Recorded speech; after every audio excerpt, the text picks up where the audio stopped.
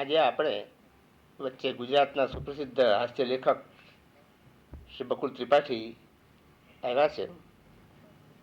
બકુલ ત્રિપાઠીને માત્ર હાસ્ય લેખક કહેતા હું જરા સંકોચ અનુભવું છું, કારણ કે હાસ્ય લેખક તો મારા જેવા કહેવાય. તો બકુલ ત્રિપાઠી એ હાસ્ય લેખકોને પણ પ્રેરણા આપે એવા એક હાસ્ય લેખક છે. લગભગ છેલ્લા 35થી 40 વર્ષથી ગુજરાત એમનું હાસ્ય માણતું આવ્યું છે. ખાસ કરીને ગુજરાત સમાચારની અંદર ઠોઠ નિશાળીઓ, સોમવારની સવારે, એ લગભગ 35 વર્ષથી લખતા આવ્યા છે. અને પ્રવાસીની અંદર પણ તરંગ અને તુક્કા એ પણ કેટલા વર્ષોથી એ લખ્યું છે.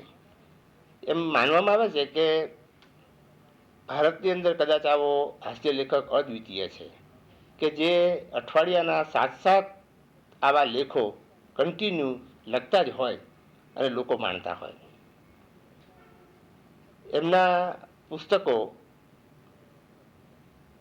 સૌથી પહેલું તો સચરાચર કરીને એમને બહાર પાડેલું, ત્યારબાદ સોમવારની સવારે, એના પછી મારે વૈકુંઠ નથી જવું,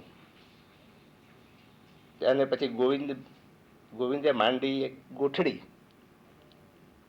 અને મન સાથે મૈત્રી. બરાબર છે, હું ભૂલતો ન હોઉં તો મન સાથે ભૂલો એ બને જ નહીં. આ ઉત્તમ પ્રકારના પુસ્તકો સાથોસાથ બકુલભાઈ એમના નામ સાથે ગુણ સરસ ધરાવે છે. સામાન્ય રીતે એવું હોય છે કે યથા નામા તથા ગુણા નથી હોતા, પણ બકુલભાઈ નામ જ એવું છે કે જેવું એમનું નામ છે એવા જ એમના ગુણ છે. બકુલ આપણે જાણીએ બોરસલીનું ફૂલ. બોરસલીનું ફૂલ નિત્ય સુગંધિત જ કહેવાય છે. એ કદી કરમાતું નથી, કદી વાસી થતું નથી. સહેજ પાણીનો છંટકાવ થાય કે પોતાની સુગંધનો ચારે બાજુ રેલાળો શરૂ કરી દે. અને એ રીતે બકુલભાઈ નિત્ય નવીન, નિત્ય તાજા અને હંમેશના માટે આનંદનો દરિયો ઉછાળતા એવા એક હાસ્ય લેખક છે. સાથે એમને આપણે અહીંયા એમને આવકારતા આપણે આનંદ અનુભવીએ છીએ. આપણે એમને કહીએ કે તમે પધારો, અમે તમારું સ્વાગત કરીએ છીએ અને સાથે આનંદ માણીએ છીએ. આભાર પ્રદ્યુનભાઈ. આ પધારો શબ્દ તમે સારો કહ્યો. આપણે ગુજરાતીમાં પધારો બંને રીતે વપરાય છે. આવો પધારો એમ પણ કહેવાય, અને થાકો ત્યારે હવે પધારો અહીંથી એમ પણ કહેવાય છે. હું આશા રાખું છું કે તમે પહેલા અર્થમાં જ મને પધારો કહ્યું છે. મને સૌરાષ્ટ્રમાં આવવું ગમે. સૌરાષ્ટ્ર શબ્દ જ કેટલો સરસ છે.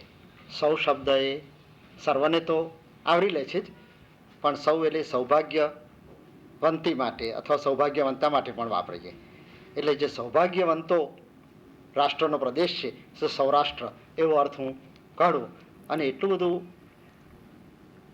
ભાગ્યવંત, ભાગ્યવાન, ભાગ્યપૂર્ણ, સૌભાગ્યપૂર્ણ એવું સૌરાષ્ટ્રમાં છે. જરાક પાણીની તંગી, પણ સ્થૂળ અર્થમાં પાણીની તંગી. બાકી પાણીની બીજા અર્થમાં ગણો તો સૌરાષ્ટ્રના જેવું પાણી બીજા કોઈનું નથી. પણ સાહિત્યમાં, રસમાં, લોક સાહિત્યમાં, ગાણા ગાવામાં, આ બધામાં, લોક સંસ્કૃતિમાં સૌરાષ્ટ્ર એ ખરેખર સૌભાગ્યવંતો પ્રદેશ છે. અને માત્ર સૌરાષ્ટ્ર જ નહીં, અમે આવનારા પણ ભાગ્યવંતા જ છીએ કે સૌરાષ્ટ્રની આ બધી વસ્તુઓ અમને માણવા મળે છે.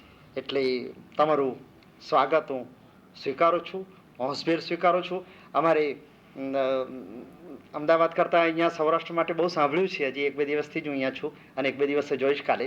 પણ અહીં તમારું સ્વાગત ખૂબ સરસ. આવો ત્યારે તમને બેસાડો, મળવા. દરેક જણ સૌરાષ્ટ્રમાં સાંજે જમવા આવો એ વાત પર જ હોય છે. એટલે સૌરાષ્ટ્રમાં આવું ત્યારે દિવસમાં ક્યાંય 10-15 વાર જમી શકાય એવી શક્તિ આવી જાય તો બહુ જ સારું એવું થયા કરે. જ્યારે અમારે અમદાવાદ માટે એવું કહેવાય છે કે તમે એના ઘર આગળ ઊભાનું, ઘરને મારણે ઊભા હો ને પગથિયે, તો પણ તમારે જો અડધો કલાક વાત કરે અને પછી પૂછે કે પ્રદ્યુમભાઈ હવે એકવાર નિરાંતે ઘેર આવો. અલે પણ તું અંદર લઈ જા ને મને, નિરાંતે ઘેર આવવાની વાત ક્યાં છે? પણ એ તે નિરાંતે ઘેર આવો, એકવાર આવો, એકવાર મળીએ, એકવાર વાતો કરીએ એમ સતત અમારે માટે કહેવાય છે. હવે આ તો લોકોક્તિ છે, એટલે ખરેખર અમે એવા જ છીએ. અને ખરેખર તમે એવા છો કે નહીં એ બધી ચર્ચા નથી રહેતી, પણ મને બહુ આનંદ થાય છે અહીંયા આવતા અને તમારી જોડે વાતો કરવા પણ આવ્યા મળવા અને બેસાડે દળવા એવી રીતે કશું કામ ન કરાવો ત્યાં સુધી મને વાતો કરવાની બાબતમાં હંમેશા હું તૈયાર હોઉં છું. એ એક જ કામ હું દુનિયામાં કરતો હોઉં છું હંમેશા. બકુલભાઈ, હા હા આપણે જો આવી ખાલી ખાલી વાતો જ કરવી હોય હા તો આપણે ઘણા એવા વિષયો છે કે જેના પર આપણે ખાલી ખાલી વાતો કરવા ટેવાયેલા જ છીએ. દાખલા તરીકે શિક્ષણ વિશેની, આધ્યાત્મિક વાતો, હા હા આ બધી વાતો પોલિટિક્સની વાતો છે, સમાજ સુધારણાઓની વાતો છે, આ બધી વાતો જ કર્યા કરીએ છીએ ને. તો પછી ચાલો ને આપણે કોઈ એવી ખાલી ખાલી એકાદી વાત કરીએ કે જે વાત આજના સમયમાં અત્યારના સંદર્ભમાં બહુ ચર્ચા ચગડોળ ચડી ગઈ હોય. મને એમ લાગે છે કે આજકાલ આપણે ચર્ચા ચગડોળ ચડી ગયો છે બિચારો રૂપિયો. હા હા સર્વત્ર રૂપિયો છે, સર્વત્ર રૂપિયાની ચર્ચા. એનું અવમૂલ્યન થઈ ગયું. હા હા જો અલબત્ત રૂપિયાને ખાતર માણસે પોતાની જાતનું અવમૂલ્યન બહુ કર્યું હા પાછું. હા હા હા એટલે બન્યું છે એવું કે માણસે ચીડાઈને રૂપિયાનું અવમૂલ્યન કરી નાખ્યું છે. હવે એ ચગડોળે ચડેલી જે વાત છે એના ઉપર આપણે કંઈક આજે વાતો કરીએ. રૂપિયો પ્રદ્યુમનભાઈ બહુ નાનો થઈ ગયો છે. આમ તો દેખાવમાં તો એટલો જ છે, પણ ખરેખર એક જમાનામાં રૂપિયામાં શેર ઘી આવતું હતું, કદાચ સવા શેર ઘી આવતું હશે, આપણે તો જોયું નથી.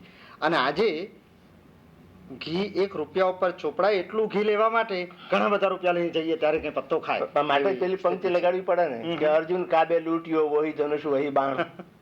મને તો ધીમે ધીમે બકુલભાઈ એવું લાગે છે કે આપણે કોઈ માણસ એમ કહે ને કે ફલાણો માણસ પૈસાદાર છે, રૂપિયાદાર, એને બદલે હવે એને પૈસાદાર કેવો પડશે એકલો. ખરી વાત. કારણ કે એને આગળ રૂપિયો એક પૈસા જેવો હશે, લાખો પૈસા છે એમ. એટલે વાત એ છે કે આ બધી વસ્તુ તમે જોશો કે રૂપિયો એક એવી વસ્તુ છે કે માનો કે આ લોકશાહીનો સમય છે. લોકશાહીમાં આપણે જાણ કે ઘણા એને લોકશાહી કહે, પણ આમ તો ખરેખર લોકલશાહી જેવું મને જ લાગે છે ઘણી વાર. હવે આમાં ઈશ્વર આપણે રૂપિયાની હરીફાઈ કરી શકે અથવા તો રૂપિયો કોની હરીફાઈ કરી શકે એવું તમને લાગે છે બકુલભાઈ? ઈશ્વર અને રૂપિયો, હા, મારા ચૂંટણીમાં ઉભા રાખો. હા, તો કોણ શું જીતે? પરિણામ આવે? તો હું એમ માનું છું બકુલભાઈ કે રૂપિયો જીતે. એનું કારણ કે રૂપિયાને ઈશ્વર મદદ ના કરે, પણ ઈશ્વરને રૂપિયો મદદ કરે. રૂપિયો જ આવવાનો. અને એ વાત ખરી છે. એ પણ પાછું કરું કે રૂપિયો જેનો સગો એના સૌ સગા, અને ઈશ્વર જેનો સગો એનું કોઈ સગું નહીં. દાખલા તરીકે પેલો ચૂંટણીમાં વોટ ઈશ્વર રૂપિયાને આપે અને પછી ભજન ભગવાનનું કરે. ભગવાન બધા કરે. અને આપણે રૂપિયાના સગા હોય છે ને પેલા આપણા આનું પેલો ઇતિહાસની અંદર બે જાણીતા જેનો ભગવાન સગો. ચાર્લી ચેપ્લિન ને જ્યારે સફળતા મળી અને ખૂબ પૈસા કમાયો પછી એના સગા થતા પુષ્કળ માણસો આવ્યા, ઘણા બધા એવા સંબંધો કાઢ્યા કે અમે તો ચાર્લીને આ સગા થઈએ આ સગા થઈએ. અને આપણા નરસિંહ મહેતા કે જેની પાસે કાંઈ નહીં ભલું થયું ભાગે જંજાળવાળા માણસ, એના સગા હું નરસિંહનો સગો એવું કરતા ઝાઝા માણસો આવ્યા નહોતા. એટલે એ તો વાત છે સગાવાલા બધા રૂપિયાના છે, એ વાત તો કરી જ છે જાણે. ત્યારે મને ઘણી વાર વિચાર આવે કે સાધુ સંતો છે એ કોઈને માટે ઘસાઈ છૂટે છે. હા હા પણ એ સાધુ સંતો રૂપિયા માટે ઘસાયા હોય. નાની પણ પ્રદ્યુમનભાઈ રૂપિયો બિચારો આપણી માટે કેટલો બધો ઘસાય છે. અરે એ લોકો માટે પણ કેટલું બધું ચાલે છે ને કેટલું બધું ફરે છે ને કેટલો ફરતો ઘસાતો જાય છે. આપણે ખાતર રૂપિયો પ્રાણ આપી દે છે એવું કોક વાર આપણને થયા કરે. જો કે ખરેખર આપણે રૂપિયા ખાતર પ્રાણ આપી દઈએ છીએ. એ વાત ખરી છે. ત્યારે આ જે રૂપિયો છે તમે એ ખોટા રૂપિયાને ચલાવવાનો પ્રયત્ન કર્યો છે ઘણી વાર? હા, અરે એક વાર 1 રૂપિયા મારા પાસે આવી ગયેલો ખોટો, તો એને 25 જગ્યાએ ચલાવે છે તમારે 25 રૂપિયા ખર્ચ થઈ ગયેલો. બરાબર છે. એમ કહેવાય છે, મને એમ લાગે છે. એના પછી એક તારણ કાઢ્યું કે ખોટો માણસ હોય, રૂપિયો હોય એ ખોટો માણસ ચલાવી શકે. રૂપિયો ખોટા માણસને ચલાવી શકે. વાહ વાહ વાહ વાહ, બરાબર છે. પણ સાચો માણસ જે હોય છે ને સાહેબ, એ 1 રૂપિયો પણ ખોટો ચલાવી નથી શકતો. હા બરાબર, મને અનુભવ થયો. બહુ સારી વાત છે કે ખોટા માણસ ચલાવી શકે પણ પાછો જ આવે, પણ ખોટા રૂપિયાને સાચો માણસ ના ચલાવી શકે. આ બહુ અન્યાય કહેવાય દુનિયાની અંદર. પણ ત્યારે રૂપિયો સજીવ લાગે કે નિર્જીવ શબ્દ શું વાપરો રૂપિયા માટે? મને એવું લાગે છે રૂપિયો સજીવ હોય ને, જરા રૂપિયો કોઈ આપણી વચ્ચે અડતો ફરતો કોઈ હોય ને એવી રીતે આપણે વાત કરીએ છે કે આપણો જીવ એમાં હોય છે રૂપિયામાં. એ રૂપિયામાં જીવ હોય છે એટલે પૂરતો એ રૂપિયો આપણે સજીવ લાગ્યા કરે છે. બરાબર છે. કારણ કે એ લડતો નથી પણ લડાવે છે. એ દોડતો નથી પણ દોડાવે છે, એ તકરાર કરતો નથી પણ કરાવે છે. બરાબર છે. અને તમે તો જાણો છો કે ઘણી વાર તો એ પેલો હમણાં શું થયું છે, અવમૂલ્યન થયું ને, હા હા. એટલે ગબડતો નથી પણ ગબડાવે છે ખરો બધા આખાને. કોક વાર ગબડે છે, કોક વાર ગબડાવે છે, પણ ગબડાવે છે વધારે, ગબડે છે કોક જ વાર. એટલે એ તો તમે જુઓ ને તો રૂપિયામાં સજીવ લક્ષણો મને વધારે લાગ્યા છે. અને સાથે એ નિર્જીવ તો ખરો, નિર્જીવ એ ખાવાની ચીજ છે. હા, લોકો રૂપિયા ખાય છે અને પૈસા ખાધા કેટલા બધા માણસ માટે. અખાદ્ય હોય છે તે ખાદ્ય.